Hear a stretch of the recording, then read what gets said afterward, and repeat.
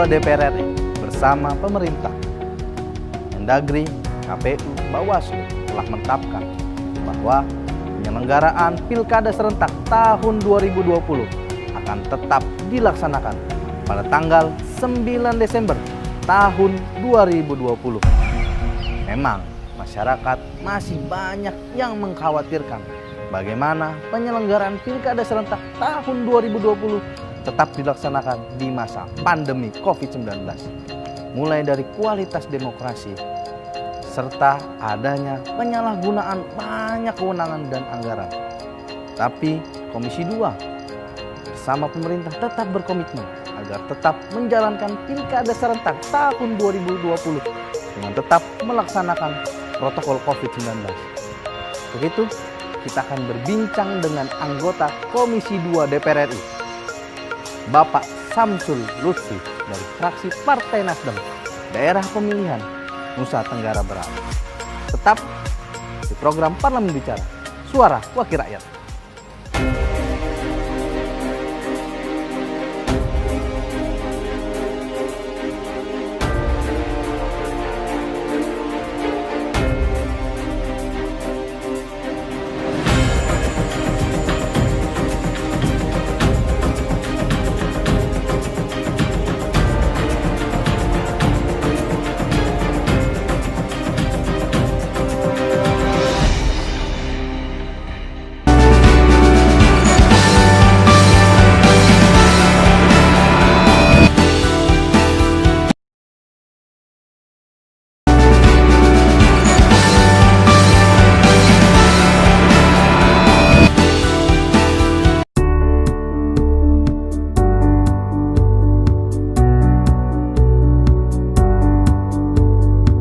Assalamualaikum. Waalaikumsalam warahmatullahi wabarakatuh. Sehat Pak Samsul? Alhamdulillah sehat. Alhamdulillah. Bagaimana nih Pak kabar hari ini Pak? Ya, hari ini kita tetap menjalankan tugas seperti biasa. Walaupun COVID-19 di Indonesia belum juga reda, kita belum tahu puncaknya sampai kapan. Iya. Tapi tidak mengurangi aktivitas teman-teman yang ada di DPR RI untuk melaksanakan tugas pokok dan fungsinya. Berarti kegiatan di Dapil terus jalan nih Pak ya? Kegiatan di Dapil alhamdulillah tetap jalan sesuai dengan instruksi dari Sekretariat DPR RI bahwa bansos ini bisa dialihkan untuk pembelian APD. Nah, itulah yang kami gunakan untuk menyapa masyarakat. Pak izin nih Pak, kita sedikit-sedikit berbincang nih Pak tentang bagaimana isu-isu yang sedang berkembang hari ini, ya terutama dari sektor pilkada ya Pak. Kayak kita kan, ya kita tahu memang Pak, yang tadi Bapak bilang, ya kita nggak tahu nih kapan redanya nih corona. Tapi kan hari ini DPR dan pemerintah juga telah menyepakati tetap berjalannya Pilkada serentak di tahun 2020. Tapi sebenarnya kalau Bapak dari anggota Komisi 2 sendiri, dari fraksi Partai Nasdem ini sendiri, melihatnya seperti apa sih Pak? Urgensi dari tetapnya harus dilangsungkan atau diselenggarakan Pilkada serentak di tahun 2020 Pak? Pilkada adalah agenda 5 tahun sekali. Pandemi COVID secara global ini menimpa beberapa negara. Dari 54 negara yang mengagendakan pemilu pada tahun ini, 45 negara yang sudah memastikan untuk dilaksanakan walaupun terjadi penundaan. Nah, salah satunya adalah Indonesia yang tadinya pilkada kita agendakan 23 September, kesepakatan DPR RI bersama Mendagri yang mewakili pemerintah, akhirnya kita putuskan 9 Desember. Itu artinya adalah kita semua tidak bisa memastikan pandemi COVID ini berakhir sampai kapan. Sementara pemerintah itu harus berjalan terus. Tidak boleh ada agenda-agenda yang terbengkalai karena sesuatu dan lain hal. Nah, atas dasar itulah terjadi kesepakatan dari beberapa fraksi yang ada yang terwakili di Komisi 2 DPR RI ketika membahas permasalahan ini bersama Pak Mendagri. Sehingga atas dasar itulah pemerintah mengeluarkan Perpu nomor 2 tahun 2020 yang mana Perpu ini kemudian diundangkan pada sidang paripurna yang kemarin. Tapi sebenarnya di Komisi 2 sudah membahas belum sih Pak bahwa nantinya dikhawatirkan ini menjadi klaster baru ataupun penyebaran penularan COVID-19 ini semakin meluas karena adanya pilkada?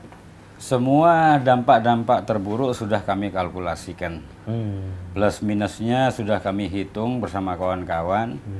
Dan yang ada di dalam benak kawan-kawan dari semua praksi yang ada adalah ingin memastikan bahwa perjalanan pemerintahan ini harus berjalan sebagaimana mestinya. Karena kita sadari bahwa pertumbuhan ekonomi kita tidak mungkin sesuai dengan target. Syukur-syukur bisa 1% pada tahun ini. Nah, itulah yang menjadi dasar bagi kita semua yang ada di Komisi 2, kesadaran berbangsa dan bernegara kita yang begitu tinggi, dengan mengesampingkan kepentingan-kepentingan partai yang ada, maka atas dasar itulah kami mendukung usulan yang diusulkan oleh pemerintah yang terkait dengan Pilkada 9 Desember 2020 ini. Tapi berarti tindakan pencegahan itu akan dilakukan tuh Pak, untuk agar memang tidak menyebarnya. Ya otomatis ya, kita harus sesuai dengan standar protokol kesehatan yang ada. Walaupun persiapan ini tidak semudah yang kita bayangkan, tapi harus kita coba dan kita laksanakan. Kita tidak bisa bayangkan ketika pemilu kada ini kita laksanakan dalam situasi yang masih pandemi COVID, yang bahkan prediksi dari pemerintah pusat puncaknya di Indonesia ini antara Agustus sampai September, atau mungkin saja bisa Desember, tapi kita harus berani melakukan itu. Ini adalah salah satu solusi kita untuk bagaimana agar bangsa ini ke depan bisa berjalan sebagaimana mestinya. Dan tidak ada jaminan juga kalau pilkada kita tunda, pilkada itu sampai kapan akan bisa kita laksanakan. Karena pandemi ini tidak ada satu orang pun yang bisa memastikan selesainya sampai kapan. Tapi ini banyak pertanyaan masyarakat sebenarnya, apa sih Pak alasan utama dari DPR dan pemerintah ini tetap menyelenggarakan pilkada? Ya mungkin dari dampak terburuknya pernah dibicarakan, tapi sebenarnya alasan utama agar tetap ini di pilkada ini tetap diselenggarakan tahun 2020 ini sebenarnya apa? Ya karena kita sadar ketika pilkada kita tunda, maka konsekuensi anggarannya sangat berat pada tahun 2021 yang akan datang. Sementara agenda pemerintah tahun 2021 adalah agenda recovery secara ekonomi. Tidak bisa kita bayangkan nanti kalau pilkada kita tunda tahun 2021, sementara agenda pemerintah recovery secara ekonomi, maka agenda utama itu akan tumpang tindih dengan pelaksanaan pilkada tahun 2021 tersebut. Sehingga jalan terbaik bagi kita semua adalah tetap kita laksanakan sesuai dengan protokol kesehatan yang ada, dan kita ingin memastikan juga bahwa kualitas pilkada itu tidak terlalu beda jauh dibanding ketika kita adakan pada situasi normal seperti masa-masa sebelumnya. Tapi tahapan-tahapan itu sudah dimulai Pak? Tahapannya yang dimulai. Kita akan kembali pada segmen yang selanjutnya, tetap di program Parlemen Bicara, Suara Wakil Rakyat.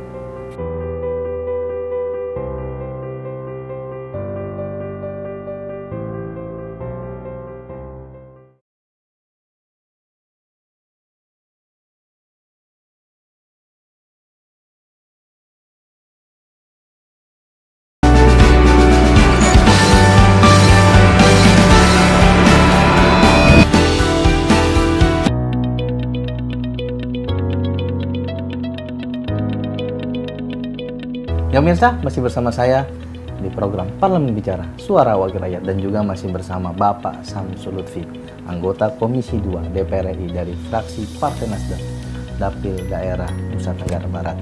Pak, tadi kita sudah sedikit membicarakan tentang urgensi tentang penyelenggaraan pilkada serentak ya Pak di tahun 2020. Berarti memang ada alasan-alasan tertentu ya Pak dari pemerintah maupun DPR.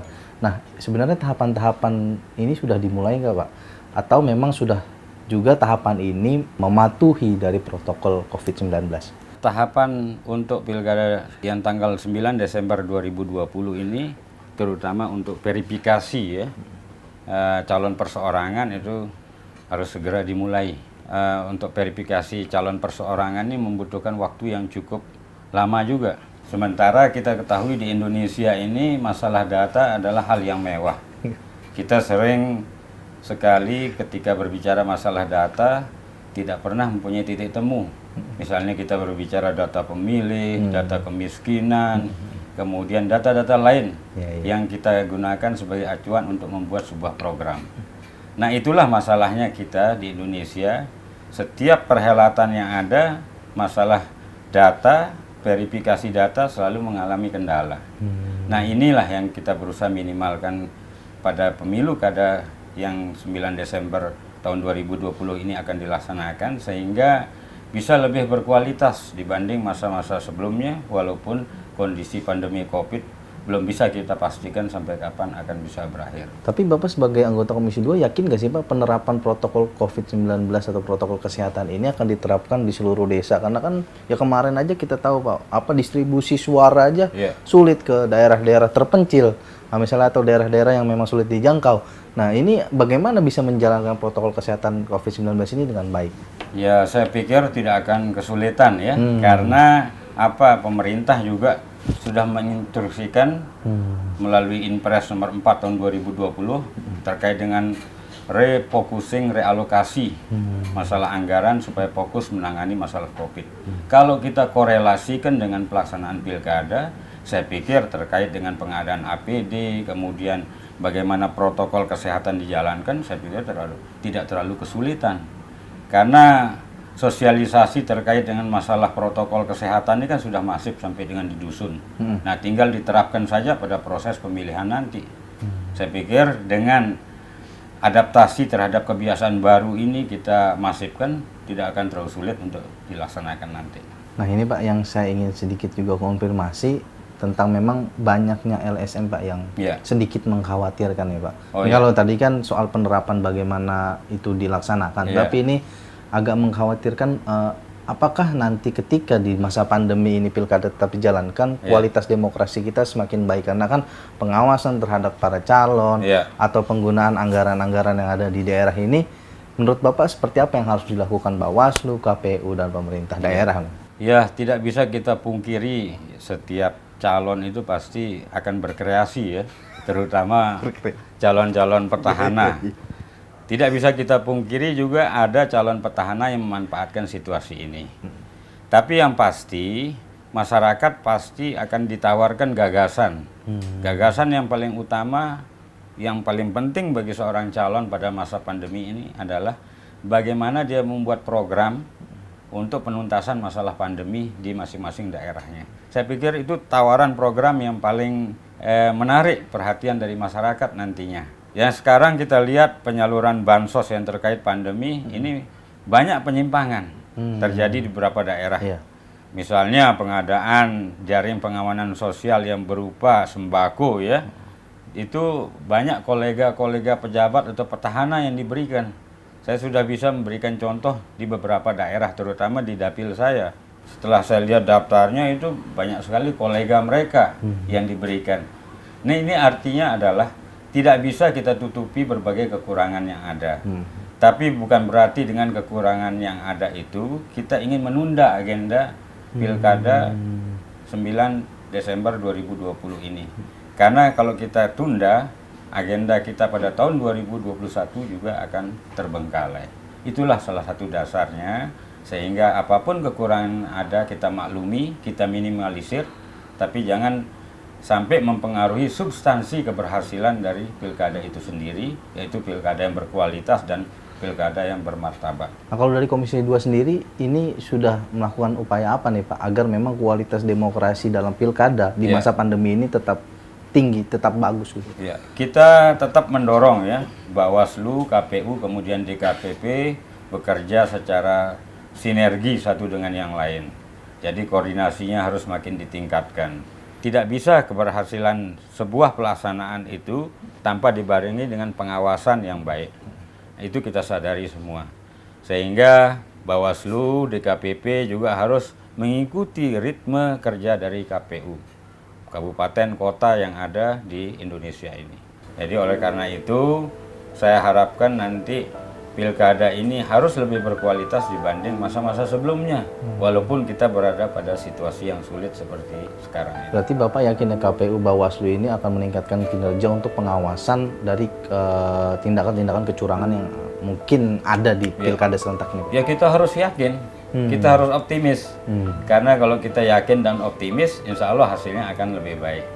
Tapi syaratnya tetap kita harus sebagai anggota legislatif di dapil ini, minimal di dapil masing-masing yang melaksanakan pilkada, kita harus menekankan fungsi pengawasan di dalam mengawasi setiap pelaksanaan atau tahapan pilkada tersebut. Berarti anggota DPR sendiri harus juga turun langsung Harus gitu, Pak? turun, nanti koordinasi dengan DPR provinsinya, kemudian DPR kabupaten, sama-sama kita turun.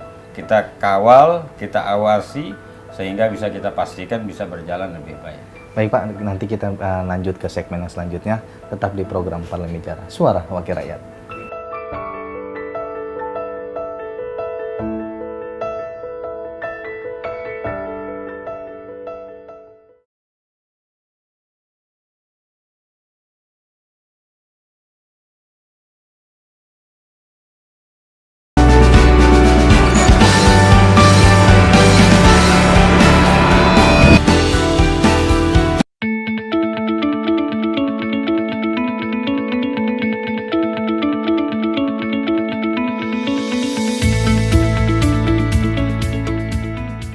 Ya pemirsa, tetap di program Parlemen Bicara, Suara Wakil Rakyat. Tadi kita sudah sedikit memang banyaknya membincangkan bagaimana urgensi tentang pilkada serentak tahun 2020 dilaksanakan. Pak, kita tadi sudah sedikit membicarakan memang bagaimana pentingnya pilkada serentak ini tetap dijalankan pada tahun 2020. Nah, tapi sebenarnya juga ada pertanyaan bagaimana anggaran pilkada ini, Pak. Kan kita tahu, Pak, di masa pandemi COVID-19 ini memang banyak, Pak, kementerian-kementerian yang direalokasi anggarannya untuk penanganan COVID. Nah, ini justru banyak pertanyaan, lah di tengah banyaknya kementerian lembaga ini dialokasi untuk anggaran COVID, tetapi untuk anggaran pilkada sendiri ini ditambahkan. Kenapa tidak? Banyak pertanyaan, kenapa tidak digunakan untuk penanganan COVID? Nah, ini bagaimana sendiri dari Komisi 2 melihatnya, Pak? Ya, karena anggaran untuk pilkada itu untuk masing-masing daerah sudah berbentuk NPHD ya. Jadi sudah berbentuk hibah. Hibah dari pemerintah kepada penyelenggara. Nah, artinya tidak semudah membalikkan telapak tangan ketika misalnya ada pandemi COVID ini terjadi, kemudian hibah itu akan dialihkan, dikembalikan. Karena ada pengalihan anggaran yang bisa dilakukan di masing-masing kementerian tanpa mempengaruhi hibah itu sendiri. Karena bagaimanapun juga pemerintah ini masih optimis bisa dilaksanakan pada tahun 2020. Sehingga Menteri Dalam Negeri mengumpulkan beberapa kepala daerah beberapa waktu yang lalu untuk menginstruksikan supaya hibah untuk penyelenggaraan pilkada itu tidak diutak-utik. Nah, ini dibuktikan ketika kita rapat bersama Mendagri. Mendagri punya usulan 9 Desember, sehingga DPR juga menyetujui usulan tersebut. Tapi kan KPU kemarin meminta penambahan anggaran untuk penerapan protokol COVID-19 di setiap daerah. Nah, itu Komisi 2 sama pemerintah setelah menyetujui anggaran tersebut, Pak? KPU minta tambahan 5,1 triliun kan dari anggaran itu. Ya, saya pikir ini wajar ya ada tambahan anggaran karena memang masalah pemilu ini tidak bisa dikatakan sama anggarannya dengan ketika situasi normal. Jadi banyak kebutuhan misalnya terkait dengan APD, kemudian teknis-teknis penyelenggaraannya tentunya akan lebih rumit.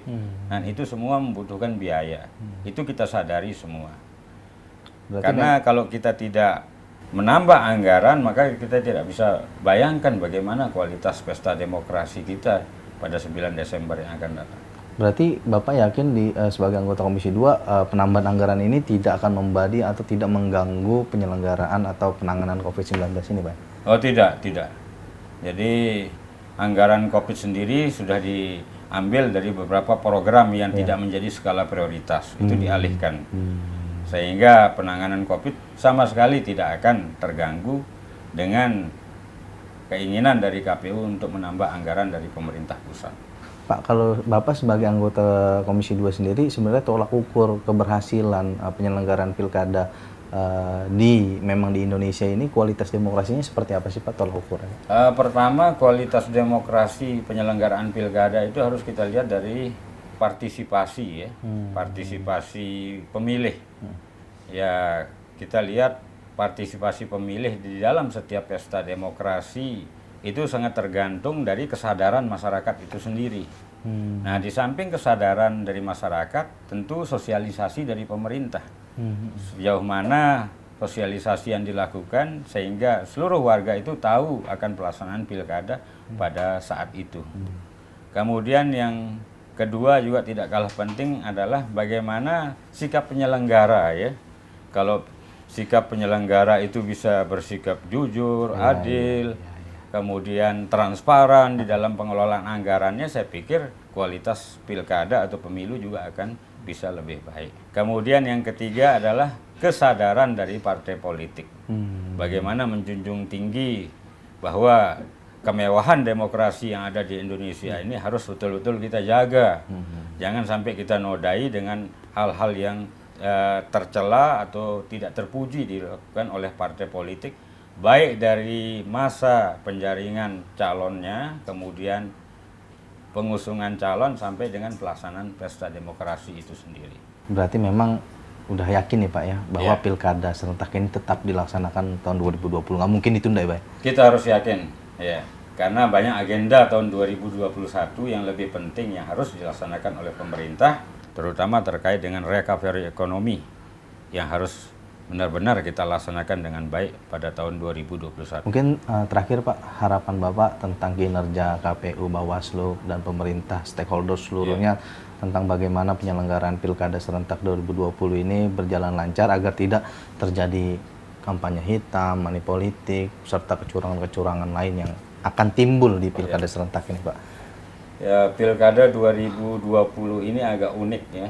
Ya karena pasti kerumunan massa itu dikurangi ya. Pengerahan-pengerahan massa dan kebanyakan calon itu akan menawarkan ide gagasan terutama terkait dengan penggunaan teknologi informasi. Jadi mungkin masing-masing calon akan memasifkan penggunaan teknologi informasi, kemudian menjual ide dan gagasan terutama bagaimana untuk penuntasan masalah COVID ini bisa berjalan dengan lebih baik dan tepat di masing-masing daerahnya, karena ide gagasan itu yang dibutuhkan oleh masyarakat saat ini. Dengan penanganan COVID yang tepat dan baik di masing-masing daerah yang ditawarkan oleh masing-masing calon, maka itu akan menarik simpati dari para pemilih yang ada di masing-masing daerah. Terakhir Pak, pesan kepada masyarakat Pak agar tetap memilih atau memang ya tetap bersemangat atau memang yakin untuk mengikuti Pilkada serentak tahun 2020 Pak. Kepada seluruh masyarakat kita, seluruh masyarakat Indonesia, yakinlah bahwa pandemi COVID ini akan bisa kita atasi secara bersama-sama. Walaupun kita di tengah suasana keprihatinan, baik dari sisi ekonomi, kemudian baik dari sisi-sisi sosial dan lain sebagainya, kita mengalami keterbatasan dan dalam kondisi yang serba pas-pasan saat ini, tapi jangan sampai mengurangi tekad dan niat kita. Bagaimana kita selaku warga masyarakat Indonesia harus selalu optimis untuk memberikan sesuatu yang terbaik bagi kepentingan bangsa dan negara kita. Aktiflah nanti sebagai pemilih yang rasional, yang bisa memilih para calon pemimpinnya sesuai dengan kompetensi yang dimiliki dan sesuai dengan kebutuhan bagi daerahnya masing-masing. Ya pemirsa, itulah pembicaraan saya dengan Bapak Samsul Lutfi, anggota Komisi 2 DPR RI dari fraksi Partai Nasdem, Dapil Daerah Nusa Tenggara Barat. Memang Komisi 2 dan pemerintah memang telah menyepakati bahwa Pilkada serentak akan tetap dilaksanakan pada 9 Desember tahun 2020. Dan hal ini pemerintah bersama DPR tetap berkomitmen bagaimana menjalankan Pilkada serentak dengan tetap menerapkan protokol COVID-19 dan tetap bagaimana para penyelenggara, pengawas pemilu, pemerintah daerah itu menjaga bagaimana kualitas demokrasi agar memang tidak terjadi penyalahgunaan anggaran dari COVID-19 dan juga penyalahgunaan kewenangan dan juga tidak terjadi adanya kampanye hitam atau money politik. Untuk itu masyarakat nantinya juga tetap dihimbau agar bisa mengikuti penyelenggaraan Pilkada serentak tahun 2020. Tetapi bagaimana menjadi pemilih yang rasional, menjadi pemilih yang cerdas agar tetap dalam partisipasi pemilu di tahun 2020. Terima kasih, tetap di program Parlemen Bicara Suara Wakil Rakyat.